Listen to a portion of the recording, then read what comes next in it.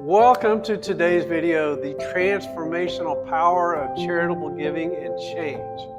So here it comes, that word that brings fear to our hearts, change. When we hear that word, here's what we feel. Change is too hard and sometimes not worth it. Fear, confusion, concern about failure. What will people think? It will require too much energy, or past negative experience, or all the things we think about when the word change comes up. So what if we were to change our view of money? So here are some perspective on just what money is. The Bible tells us that money may be used for three things: a tool, a test, and a testimony. To illustrate this, I'm going to use some of the content provided by Ron Blue's book, God Owns It All. First, money is a tool.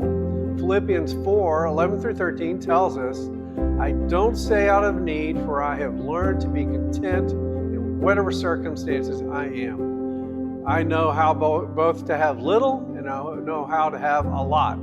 In any and all circumstances, I have learned the secret of being content, whether well-fed or hungry, whether in abundance or in need.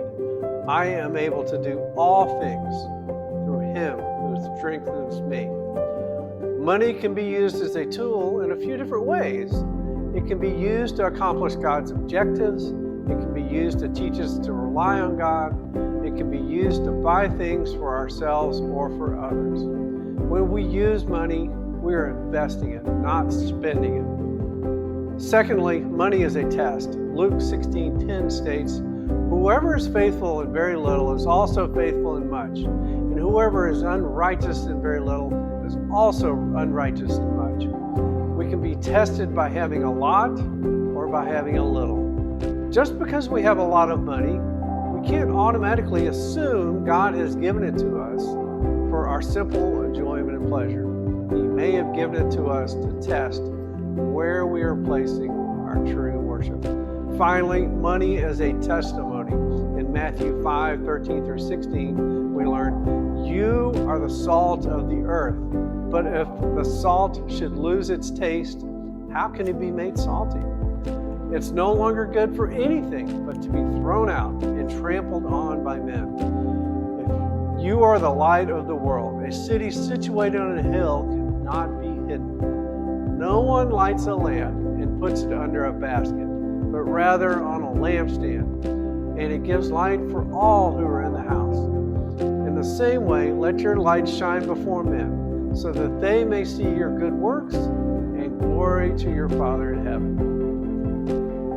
Whether you have much or little, the way you handle your money can be a testimony to those around you.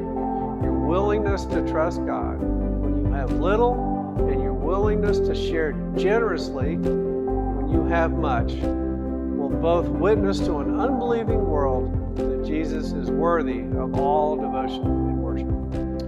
Warning, you see, if someone were to pick up your checkbook and look at your register, they would be able to see where your heart is by where you put your money or your treasure.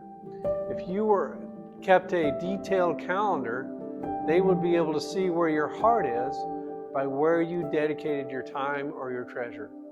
So here's the call to action. Take a few minutes the next time you look at your checkbook or your calendar. Where are your priorities? Are you happy with this discovery?